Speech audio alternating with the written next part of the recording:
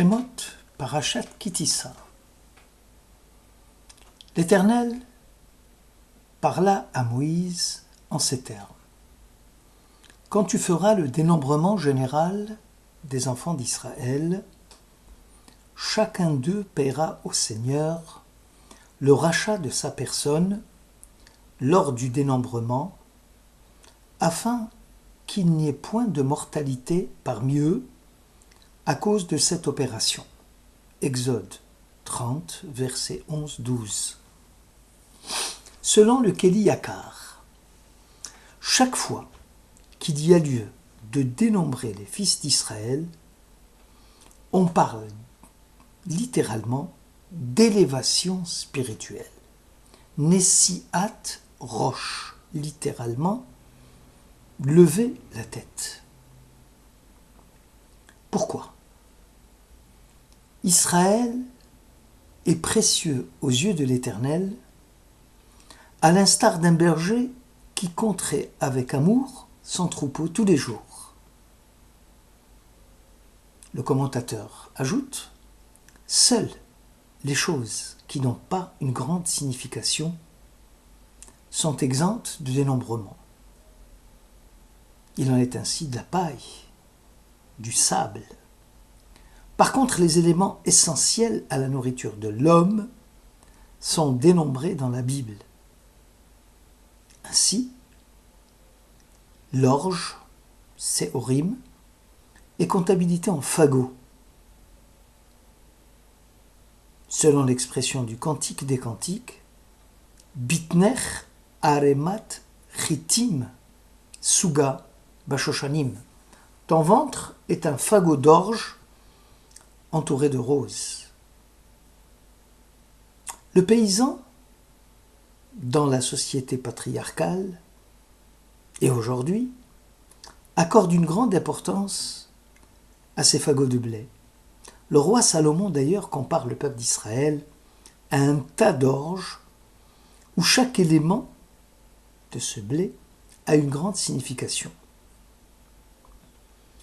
La métaphore du ventre montre aussi que la sainteté du peuple d'Israël n'est pas seulement liée à l'esprit d'Israël, mais aussi au ventre, c'est-à-dire à la nourriture consommée selon les règles appropriées de la cacheroute et qui a une grande incidence sur la sainteté du peuple. La clôture, bordée de roses, fait allusion aux sages d'Israël qui ont dressé une barrière, une haie de roses autour de la Torah pour la préserver des interprétations fallacieuses contraires à l'esprit même de la Torah. Souvent dans la Bible, Israël est comparé aussi aux étoiles. Que le Saint béni soit-il, Hamotzi bemispar tsevaam, fait sortir selon le décompte des armées du ciel. Dans cette section de Kitissa, il s'agissait pour chaque Israël de payer le rachat de sa personne, qui consistait à donner un demi-cycle, la moitié du cycle, et qui sera l'offrande réservée à Dieu.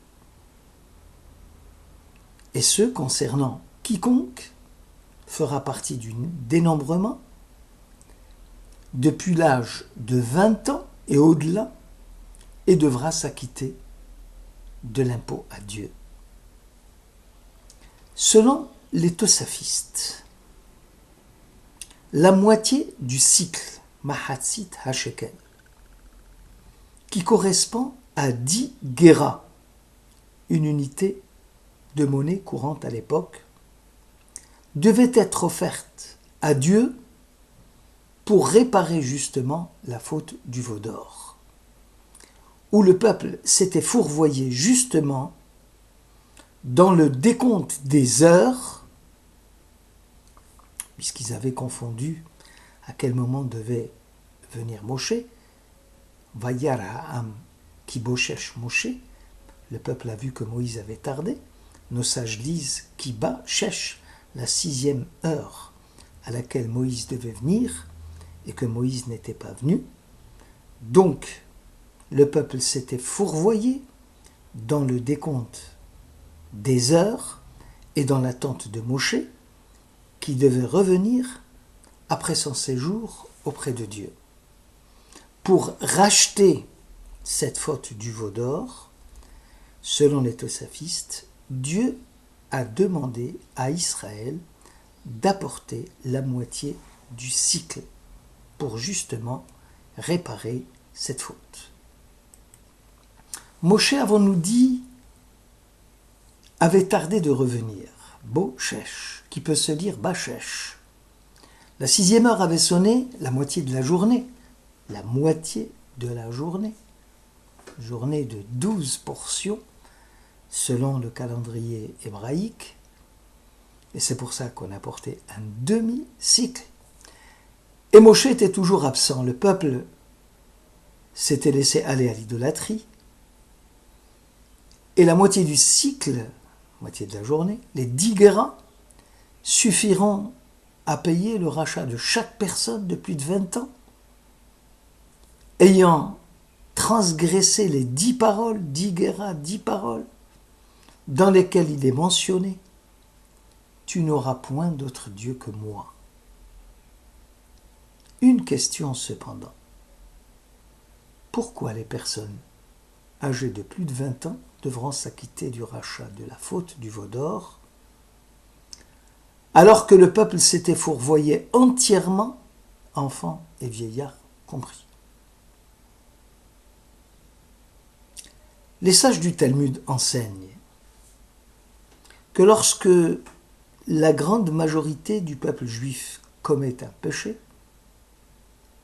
Dieu faisant appel à sa grande clémence, et ne pouvant concevoir la disparition totale des pécheurs, va leur accorder un répit qui sera mis à profit par ces mêmes pécheurs pour amorcer le retour, la teshuva. Ainsi, par exemple, dans le face-à-face avec le prophète Jonas, Dieu lui dit sèchement « Comment n'aurais-je pas pitié de Ninive, dans laquelle résident 12 milliards d'êtres humains ?» Le Talmud conclut. Israël, au départ, ne devait pas commettre le péché de l'idolâtrie du veau d'or. Alors pourquoi l'avait-il fait ? Seulement voilà, lors du dénombrement, il s'agit de compter un à un. Et là, il y a réellement un risque. Celui de voir le pécheur individuel mis à nu devant son Créateur, avec son carnet de notes personnel, où les fautes sont mentionnées à son débit et les mérites à son crédit. Et qu'en sera-t-il alors du solde ? Et dans le cas où il serait débiteur, ne va-t-on pas aussi lui réclamer la dette antérieure, celle du veau d'or, sachant que globalement et collectivement, la dette du veau d'or a été éteinte, mais qu'individuellement, elle est toujours due. Aussi, nos sages nous recommandent de ne pas nous séparer de la communauté. Moïse nous a donné le plus parfait exemple d'attachement à la communauté d'Israël. Cette communauté qu'il a fait sortir de l'Égypte à la demande de Dieu, à qui il a donné la liberté et qui succombe à l'idolâtrie au pied de la montagne de la révélation. Alors que la colère de Dieu s'enflammait en voyant le peuple pécheur, Moïse implorant Dieu, refusant de se détacher de la communauté pécheresse. Ce peuple a péché, il a commis une grande faute, mais pardonne-lui maintenant. Exode 32.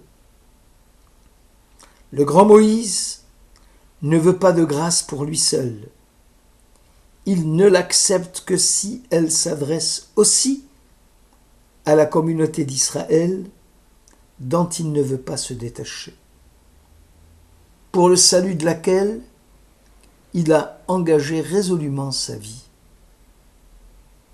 Dieu écouta la prière du fidèle berger et pardonna au peuple égaré. La dissidence est une plaie très grave au sein du peuple juif. Se détacher des siens, refuser de partager leur sort, essayer de fuir les maux dont ils sont accablés, c'est la réponse même que donne Mardochée à Esther, qu'il avait imploré d'intercéder auprès du roi Assuérus pour sauver son peuple. Esther avait répondu évasivement qu'il est défendu sous peine de mort d'aller chez le roi sans y être appelé. Comment, lui dit Mardochée, tu peux te séparer de la communauté? Tu crois que tu échapperas à ton sort? Tu crains d'exposer ta vie? Esther fut pénétrée sur le champ du sens de la solidarité qui est celui du peuple d'Israël. Et Dieu, à ce moment-là, a compris. Le jeûne exauça la prière et sauva son peuple.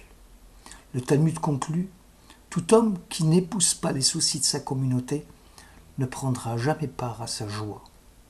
Seuls se réjouiront de la résurrection de Jérusalem ceux qui ont pris le deuil de la destruction de la ville sainte. Isaïe 66, verset 10. Une question cependant. Comment se fait-il que le peuple d'Israël peut tomber du haut de sa tour dans une profonde chute aussi spectaculaire que celle du veau d'or?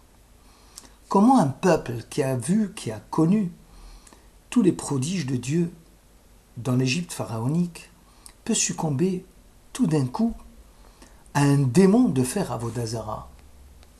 Nos sages nous ont enseigné que l'on succombe petit à petit à la faute. Jamais Satan, qui symbolise ici les forces de séduction du mal, ne peut agir d'une façon globale. Il agit sournoisement, doucement. Alors pourquoi cela ne s'applique-t-il pas au peuple qui a quitté l'Égypte? Pourquoi le peuple d'Israël, tout d'un coup, va succomber à l'idolâtrie la plus abjecte? Le rabbin Shmuelevitch, dans Sichot Moussar, explique que si la faute s'insinue sournoisement pour faire succomber l'humain, et qu'elle le fait graduellement, cette graduation cesse lorsqu'un homme est dans un état de fragilité spirituelle et morale. Dès qu'un homme est déprimé, à ce moment-là, le Yetzer Hara a une prise sur lui qui est immédiate et il peut lui faire faire ce dont il a envie, ce qu'il voudrait qu'il fasse. Et par conséquent, Israël, ne voyant pas Moïse arriver, 6e heure passée, fut déprimé. Le Satan se frottant les mains et disant maintenant, je peux les amener dans les abîmes, dans les profondeurs du péché, dans la forme la plus abjecte du paganisme, parce qu'ils sont entre mes mains. En conclusion, lorsqu'un homme sent qu'il devient fragile, il est en pleine chute au niveau spirituel, il doit doubler de vigilance, de ne pas donner prise au Satan, c'est-à-dire aux forces du mal, qui peuvent lui causer des dégâts beaucoup plus graves que le niveau de chute spirituelle dans lequel il se trouve. En moralité, l'homme doit constamment conserver un espoir qu'il peut s'en tirer Et pour cela, il faut qu'il soit dans un état permanent de joie qui lui permet de redémarrer, qui lui permet de dépasser l'état de dépression dans lequel il se trouve, afin d'entamer une nouvelle ascension spirituelle. Merci de votre écoute.